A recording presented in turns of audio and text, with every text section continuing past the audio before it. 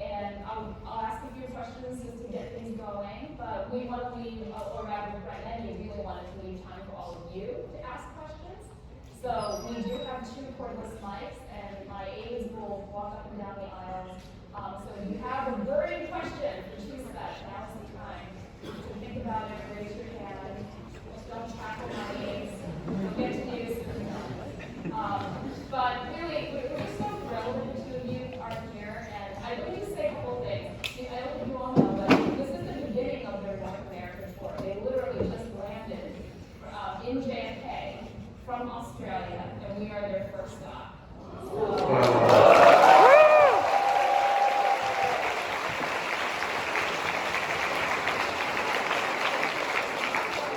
They're headed to New York City tomorrow, and then I also learned, you can say this, because just don't tweet it, people, don't share it, but they're apparently turning down other educational institutions.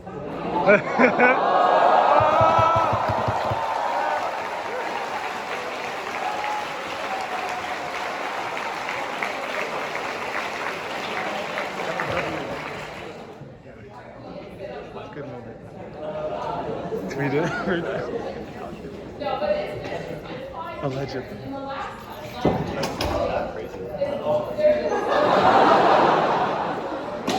last time they were here, as I was saying, they spent so much time with us that I remember you guys took off for a day, you went shopping, you got your Yale merch, and then you took all kinds of pictures in front of Sterling like everybody else. And then do you remember the message you had? It was popped by Yale, and now we're going to study quantum astrophysics. Yeah, so how is quantum astrophysics going, Eddie? Still stuck on 101, but Yeah. Brett, are you doing it? still dragging. No, but in all seriousness, it's been 5 years, so what has happened to you in these 5 years? We grew older, jet lag is harder. Yes. What has happened to us in the last 5 years? Honestly, it feels like crazy that it's been 5 years since we were young. Yeah. I don't know. I haven't been doing the last 5 years. 2018, right? Yeah, 2018, fall 2018. Oh, by the way, they're celebrating their 10th anniversary as TwoSet Violin.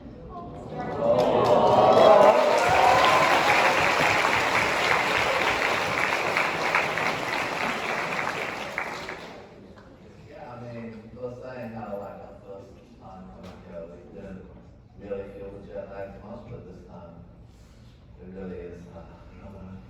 Feel like we're getting old now. But no, it's nice. It's always great to be back. So really excited. Whatever we would do for the last time. Oh yeah. Oh yeah. Also practice, also videos. It was weird. I mean, actually, we were supposed to go on. We finished the first one early 2019, and then we were meant to begin the second one of 2020, but we all know what happened. Right? Within a year, what happened. And so everything was a little delayed. And I feel like since 2020 to now, it's been such a blur. And I've heard some of the students and they're saying, this is the first year. First year, you guys had Zoom classes. That's very unique, right? Zoom rehearsal too, but I don't know what that's like. I'm so sorry. But yeah, I think it's, we were pretty fortunate that we went online. And the addition, when all shut down to start, we just practice. Take your time. But then, now 2023, that's when we decided we'll go on campus. Yeah. So what's different this tour from last tour? Well, last tour, besides it being extremely grueling, you did not understand the geography of the United States of America. Bouncing in these strange, like one week you were in Boston, another week you were in San Francisco, another week you were in Chicago. I sure hope you looked at a map this time.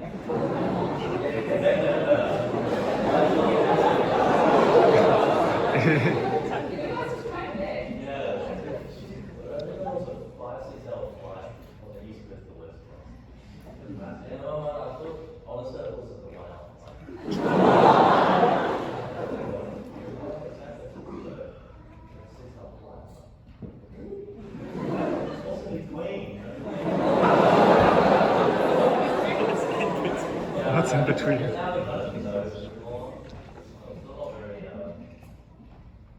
still don't really know the geography, but our core running route is a little bit there. Just a little. We're not really going east to west, west to east. We're going to go east to, what do you call it? Midwest.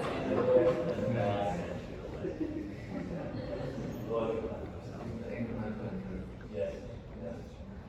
So you think the more practicing, and so towards the new show, you always thought there was gonna be another show. Yeah. Yeah. So what's different, like, what do people have to look forward to in the new show? I think, we always try to make our shows unique in the sense that each tour we have come up with essentially a complete new script, and we just do it once for the tour, and that's it, it's done. And so I think this particular show in terms of storyline is our favorite yet so far. I think it's really cool. It really tries to blend in kind of our experiences that we've had, like growing up as classical musicians in today's day and age. We kind of try to pack it up into this really fun, but relatable type of show. I'm trying to say in a way that I don't spoil it away. I do really think like you want to go there and enjoy it a lot. But, yeah, I think the music is a lot more. Would you say the music is a little challenging? So, Yeah. So we've had to practice a lot more for this tour. And also there's a lot more, not a lot more, but there's more production elements in the show involved, so it's fun. So the production values are higher this time around? Yeah, I felt like got a few more lights coming around. Yeah. You only showed up with 2 suitcases, where are you hiding everything? We don't bring the lights with us when we go there. We do have, I don't know if it's not good,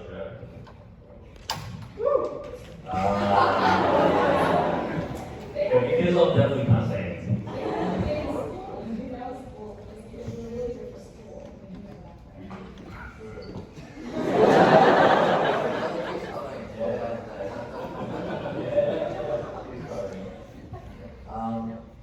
Yeah, also there's some question.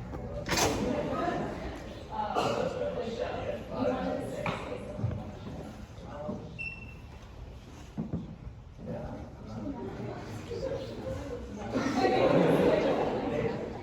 Do you have anything to add like that?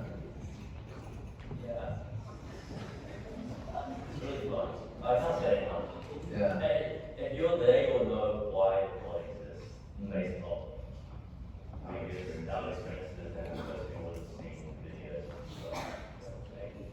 So, am I allowed to ask if familiar characters like Ling Ling or the Viola King or There's some familiar characters, some new characters. Yeah. Not just characters, it's like some.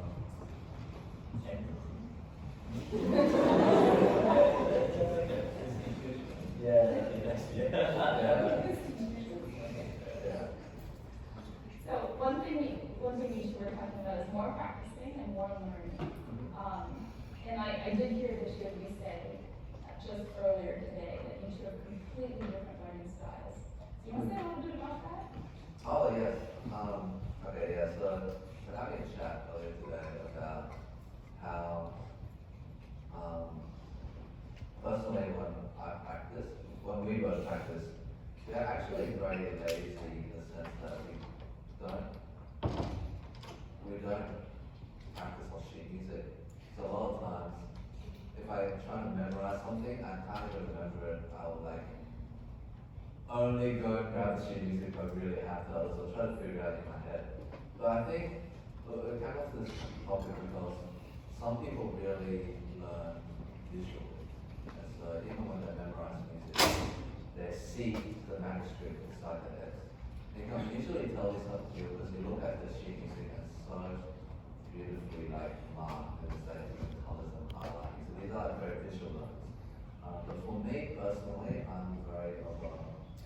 oral learner, and so I hear the music very clearly in my head. When I memorize it, I can't see the sheet music, but I can hear it in my head.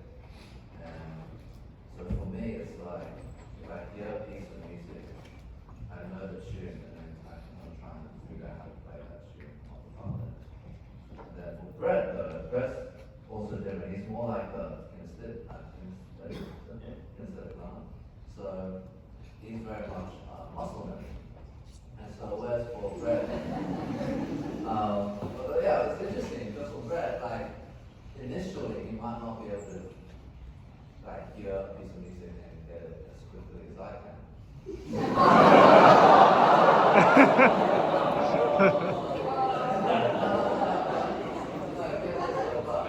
Once Brett gets it into his memory, it's almost solid. So under pressure, I feel like Brett's like around muscle memory is a lot more stable. Whereas for me, I feel like under pressure sometimes I feel like I don't know what I'm doing. Yeah, that's just Sorry, I have a big fish.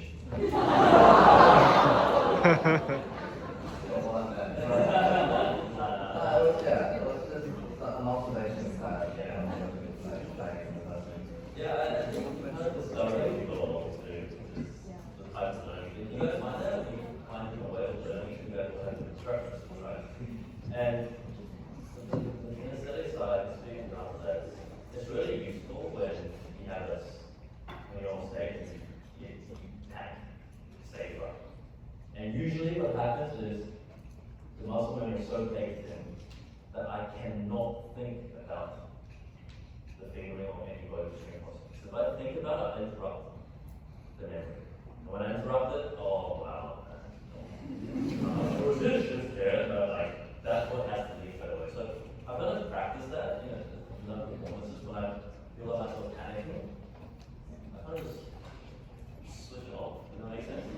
Just don't think too much about it, just go with the flow and trust that you practice enough. But if I haven't practiced enough, then I'll break it. Yeah, actually, it's very interesting. I'm actually different in that if I catch myself getting nervous on stage, I have to deliberately start paying attention to my body.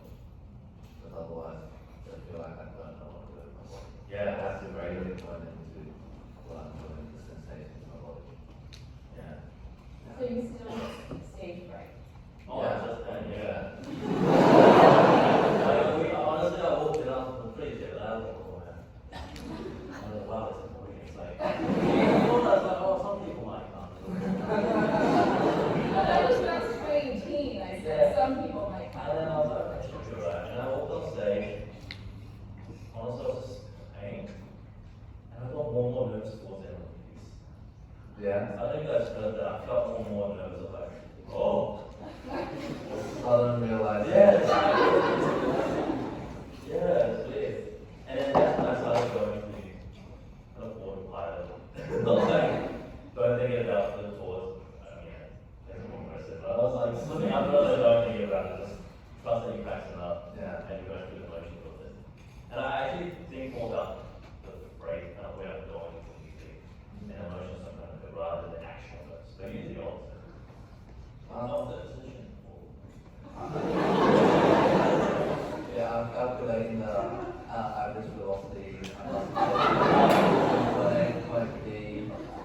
I'm integrating my mind.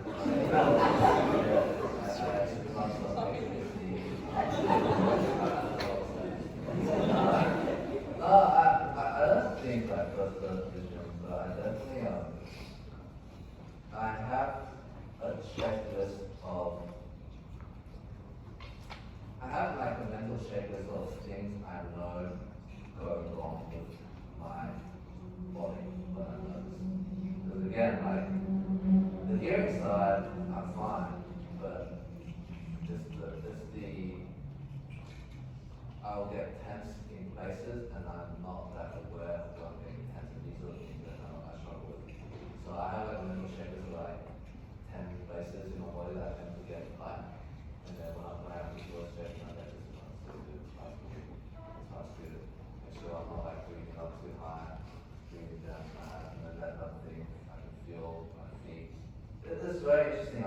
that song, it feels like you're not even remembering how to stand properly. It's like weird sensation. It's where the musicians are.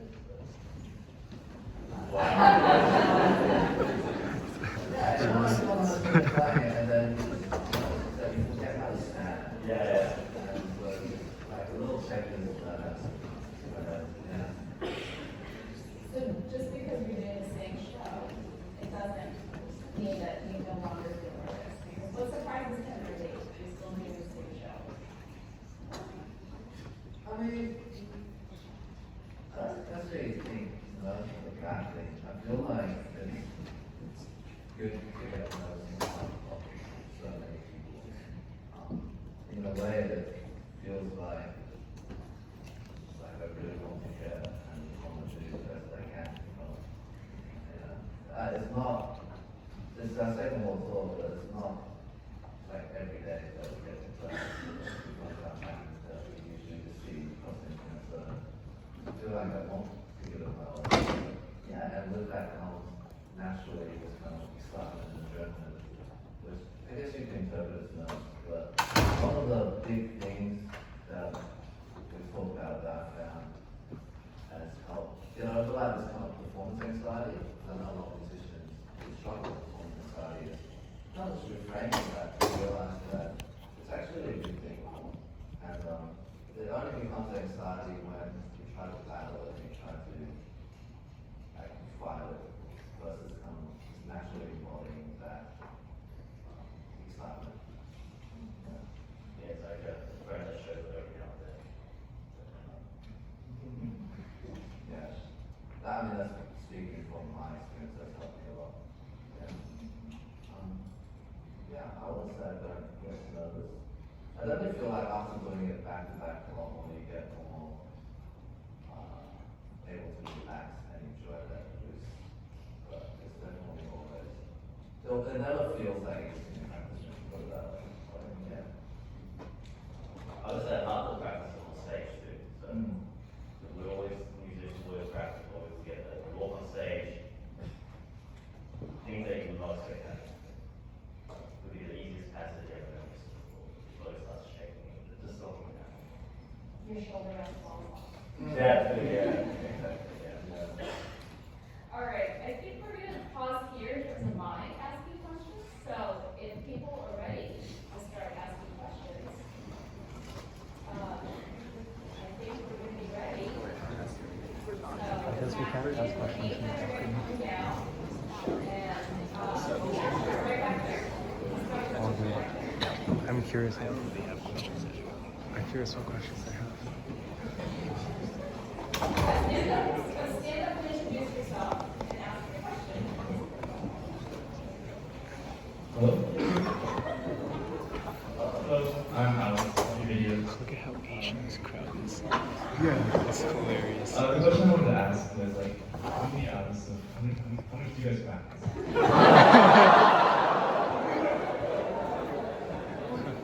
40 hours a day.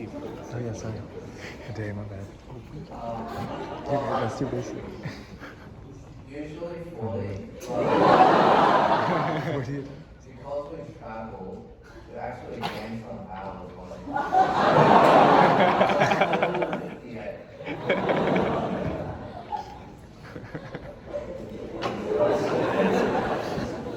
That's a big thing as well. Maybe on this side. Nathan, over there.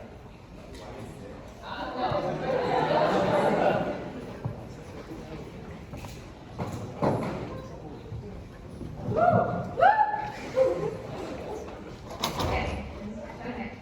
So, hi, my name is Estelle. I have this really burning question that I've been thinking about ever since I started watching you. It's really important. What are your opinions on oboists? That's very important. And clarinetists, please. That's it. First of all, what is the feedback? Wait, could you repeat that? What instrument do you play?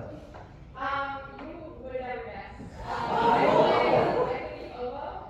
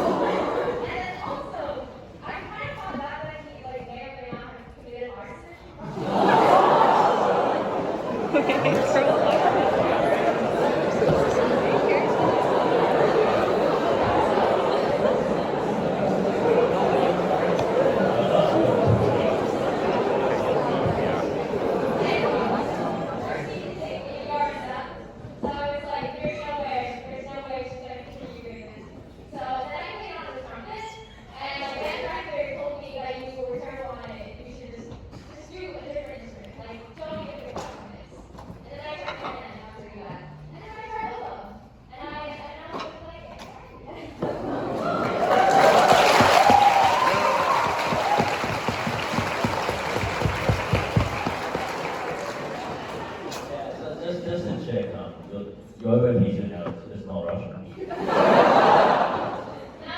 my OO teachers have been Russian.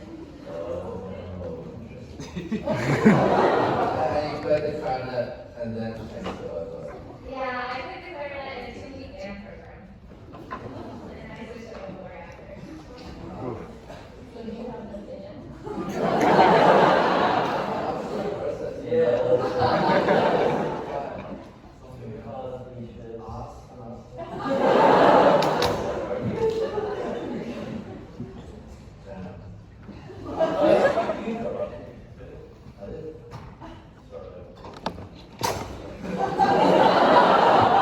Yeah, I don't know if you did any answers. Yeah. Well, I mean, I think the oboe is a lovely instrument. It's beautiful. You guys are the ones that tune the orchestra. Without the oboe, we'll not be able to do that. We'll be playing out of tune. And, yeah, I think.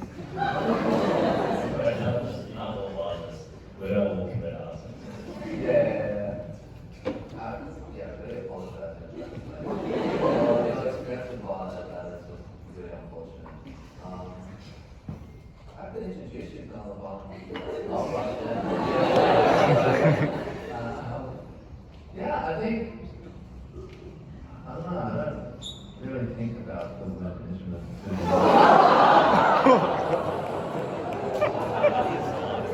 But I don't have too much of an opinion. All I know is that in orchestra, it's bad etiquette to turn around. So often we hear like the most beautiful word solo, like Rachmaninoff Symphony, Oboe solo, Clarinet solo, and then because I remember once I turned around, I got in trouble for that. I was listening to like Hamlet. Yeah, I do think though, double reed is like pretty impressive. Because I've tried playing with that and it just seems so tiring. I don't know how you guys do it. But yeah, that's my opinion.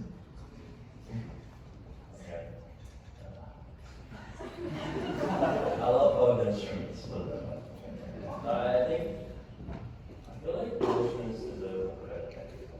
Because they kind of, it's an orchestra setting. Because as a string player, we kind of get tired in a section. Any string players here? Yeah. Well, so if something goes wrong, it's okay. But one play goes a lot more exposed. So a lot of respect for one players. But yeah, must have. Can I ask you another question? Sure. What's your opinion on violin versus viola? I have a very great friend who switched from violinist to a violist. So he just did what I got to I myself from So move on. Oh, yeah. Okay. So maybe come down to this side, Matthew, let's grab that.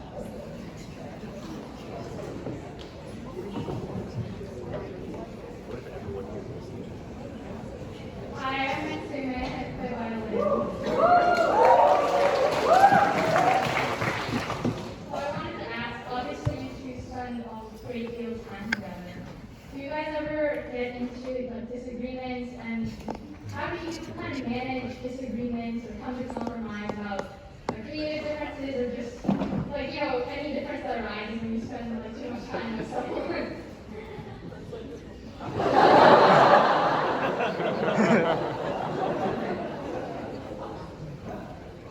Reminds me of, it's funny, we get this question quite a lot, but I was just suddenly reminded,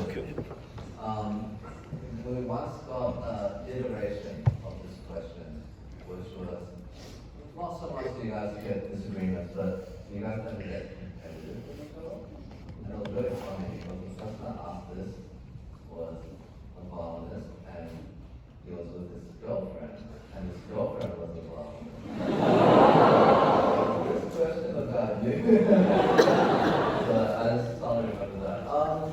We had disagreements. I think I like the way you phrased that actually. A lot of times people ask me getting into trucks.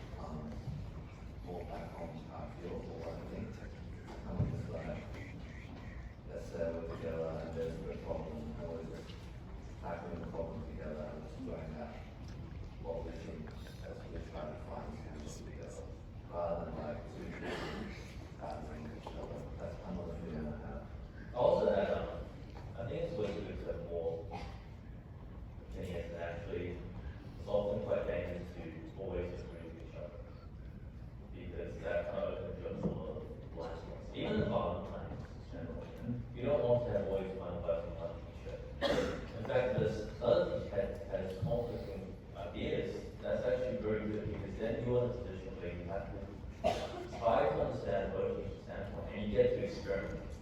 And you try it, like, let's say you get an idea, we discuss, we disagree. But at the end of the day, we just have to pick one and go for it. And we go, okay, if I go with any idea, I have to, even though I disagree with it, I have to go good faith, help them execute on this idea. Because all stuff doesn't understand the outcomes. Otherwise, what's the point, right? If I'm trying to sabotage this idea without trying to see the outcome, then it's not an opportunity to grow, learn. But vice versa, that's the way to see it. So I do, but it does take practice. Because I mean, one benefit felt like when someone criticizes you or says something that contradicts you, the first reaction is, oh, this is emotional. Defensiveness or, like, you get emotionally charged. That's a normal thing actually sometimes, but it actually takes practice to not just let that emotion be there and slowly be okay with it and then try to explore. It's like nerves, it happens, just be okay with it. You shouldn't really fight it off. It does take practice, so we've done it a lot together, like we always disagree on something, so I'm like, okay, no, let's try this. If it doesn't work, we try this, right? And then you might ask, well, what happens if it's like a decision that's it could be the last decision we ever make, right? Like, okay, well, what's going to happen now? Then what we know naturally, if we can't really agree, we always get more things from other people, parents, family, friends, other biggest and older better, and we always try to provide as much content as we can. At the end of the day, it's like, it doesn't work as one, that's 100%. And you've probably seen our videos with some people, it's always changing. We've made so many videos that we've done, like, what's the best, but part of this is actually figuring it out and then go along with it. But yeah.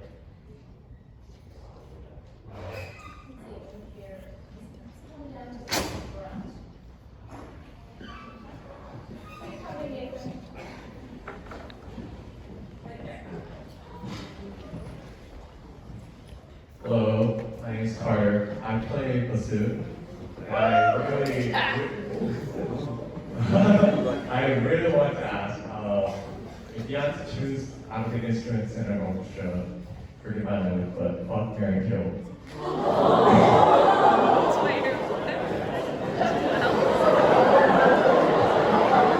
Oh, she's triggered. She's triggered. Any orchestra, Oh no. any instrument.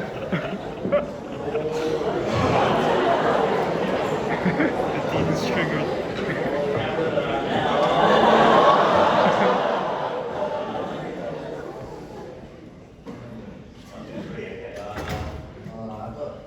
I haven't heard this game in years.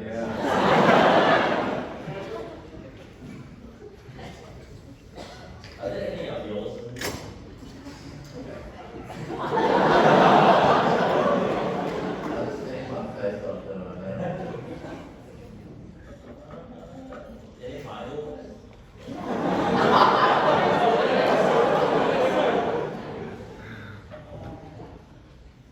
can't find out this minute front of this room. No, not really.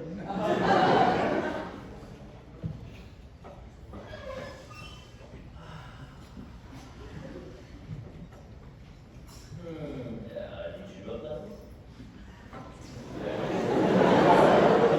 Not more, by the way.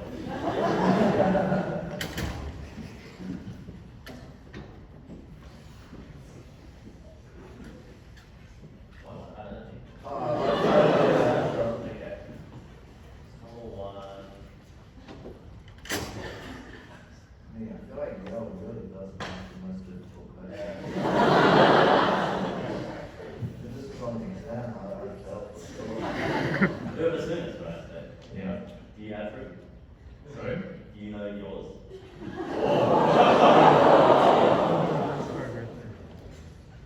Wow, okay.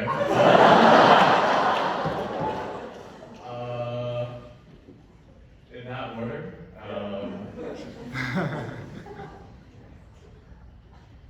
wow. I'm scared of I would marry the soon, of course.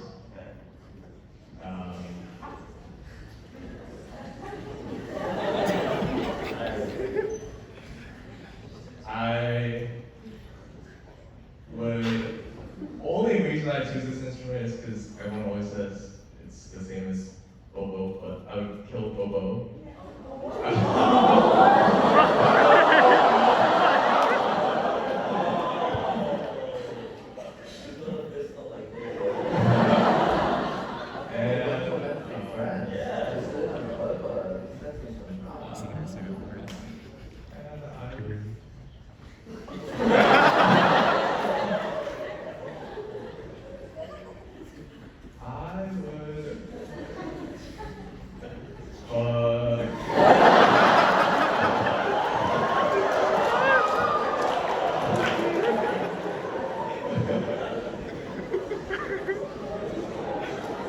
I actually think French horn sounds very nice.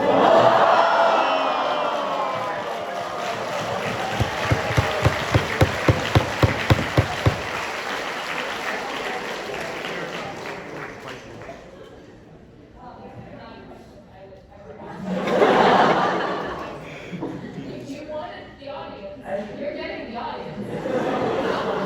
I like the French one aspect. I'm seriously considering. And the second one, definitely not violent. That'd be too trouble.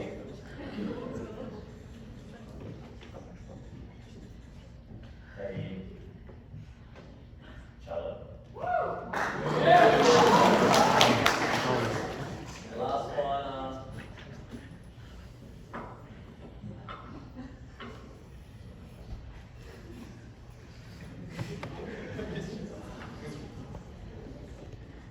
Don't look at me.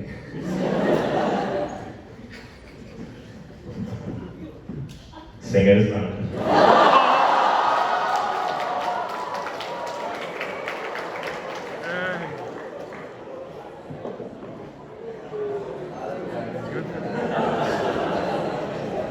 Alright, I think we're gonna move on to, so, none of this middle at all. So there's a person right there, in the middle, dead middle, yeah.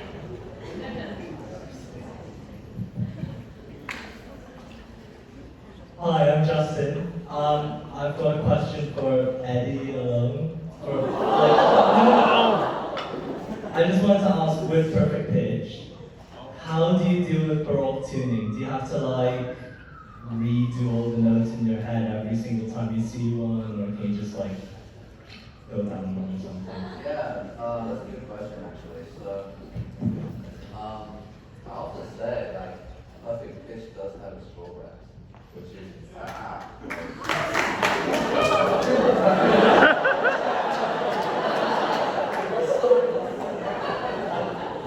yeah, no, I cannot play transposing at all.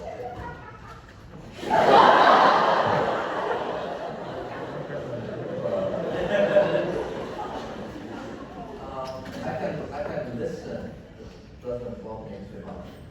But if I try to play rock instruments, I can't just rely on my muscle memory and everything sounds set. I will try to shift up and then it just doesn't work. So, yeah. do you have perfect pitch? Yeah, same issue with singing.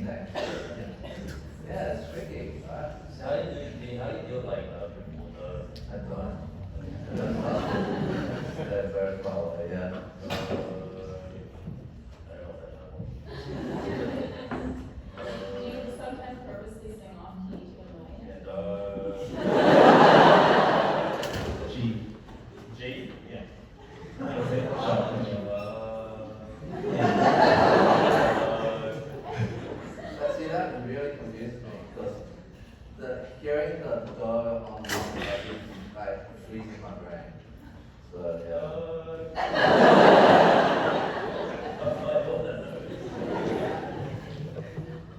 Alright, do one. Up here! Oh, no, last question will go up there, but let's come up to the front first. Yeah, go on up.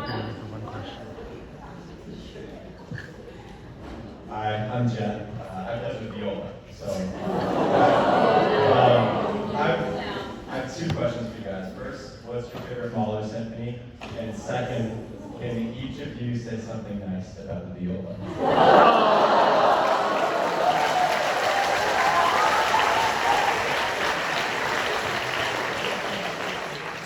Okay.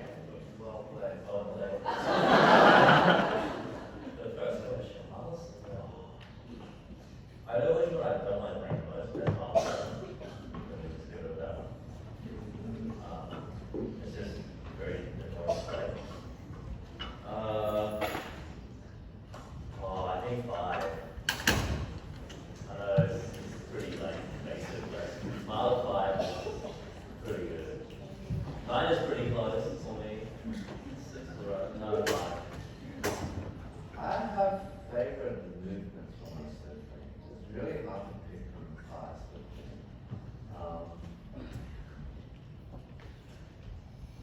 I like 1 and 9 probably as in class symphony, but I'm really obsessed with certain parts of number 4 and certain parts of number 5. Yeah. You go pick one. If I have to pick one in its entirety though, For the rest of your life, you can't hear me out.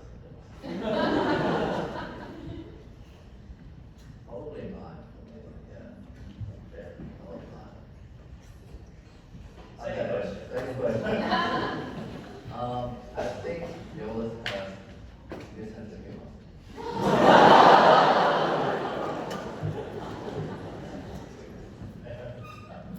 They do. Yeah. Let's say, I don't take themselves too serious. let's say thanks for making violence slightly easier too. But, Yeah.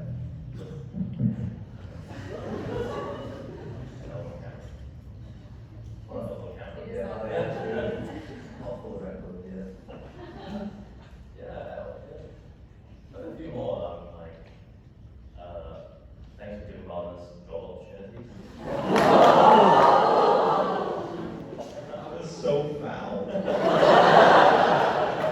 you learn, and you tell the story, do you profess that for the 18-month professional violence when he was working in The the violas. from professional viola, Yeah, I played the viola twice in my life.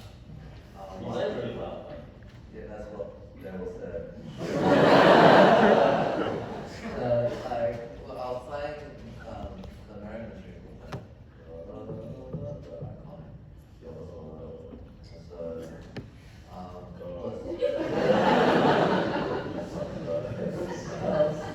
and so we're playing the like chamber boot camp, I think, and then after playing it, the music professor, who was a clarinetist, but his brother was a violist that played in the brother Phil, and he was like, I know a good viola player sounds like, I think you should be. And then I was like, thanks, that means a lot, but no. That's what I'm thinking about it. So I mean, I could have with some alternative reality, I can kill them. Yeah, just as well.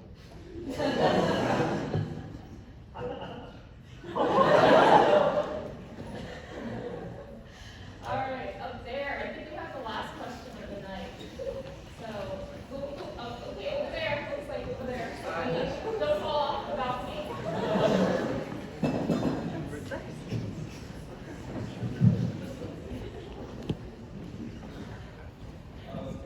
Hi, my name is Cyrus. I'm from violas.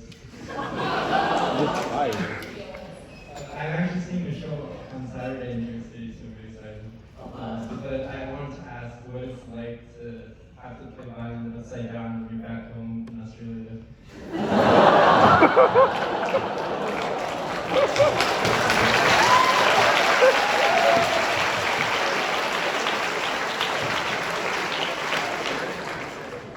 But did you say what's it like to play bar upside down in Australia? Yeah.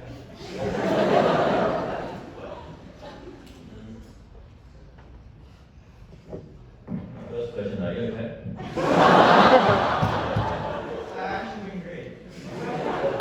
You should learn the viola, the melody. It was an interesting, like, after your experience, but it's behind me. I don't know why, like, I mean, people around the world think everything is stressed upside down. That's the weirdest thing. No one in Australia really thinks that way, so. Yeah, side note though, we have actually tried to play ball upside down. It's very hard. Yeah. It's actually good. I remember when I was 13, I was at a music camp and I don't actually think this makes sense very effective, but she was like, you need more weight into your contact, and she told us all to try this. That was like slaying off the boat, and she was like, that would get more weight, and I remember for like a solid 2 weeks, I was practicing.